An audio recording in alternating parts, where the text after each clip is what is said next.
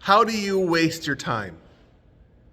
Do you take your phone out and scroll through social media for longer than you would care to admit? Do you start playing your favorite game on your phone or your computer, whether it's solitaire or Candy Crush or Clash Royale or whatever it might be? Do you turn on the television and start watching your favorite television show, whether it be reality TV or daytime dramas or game shows or whatever? We all have a way that we waste our time. But by sheer definition, though wasting time seems to be contrary to what we should be doing, isn't it? We have this thought that our time should be spent in maximum efficiency, that we should have something productive to show about how we are spending our days. In fact, there's a whole range of products now which are all based on artificial intelligence maximizing your schedule. So they'll take your schedule with your appointments and your demands and your tasks and whatever you need to do, and it will arrange it in the most efficient way so that you can make sure that you're always doing something productive as you go through the day. But is that how we're supposed to live? Is that how Jesus lived?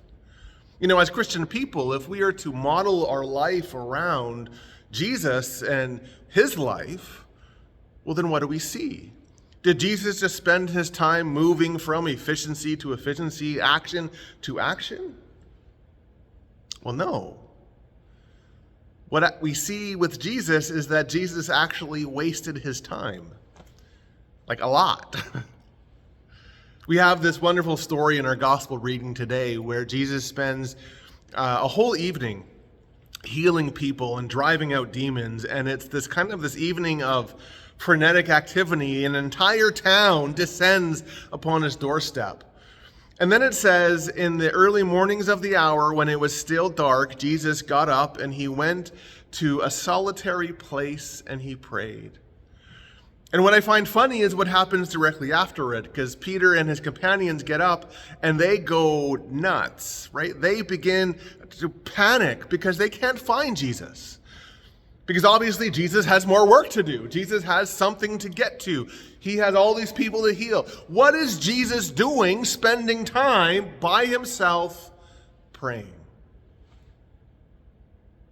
Well, of course, Jesus knows that it is important in our lives to cultivate these times where we are able to step away from the busyness, from the frenetic activity, so that we could spend time with our Lord, so that we can attend to God's presence, so we can learn to distinguish God's voice against all the cacophony of noises that surround us.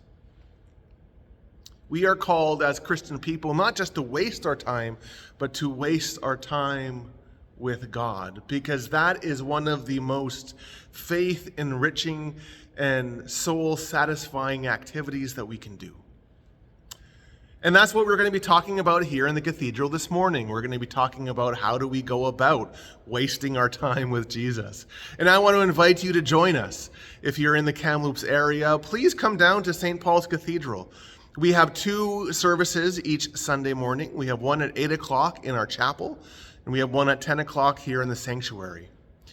If you're outside of Kamloops, or if you just can't get out this morning, please join us on live. We live stream our 10 o'clock service on our Facebook page, which is St. Paul's in Kamloops, and that's at 10 o'clock, and we hope that you join us there.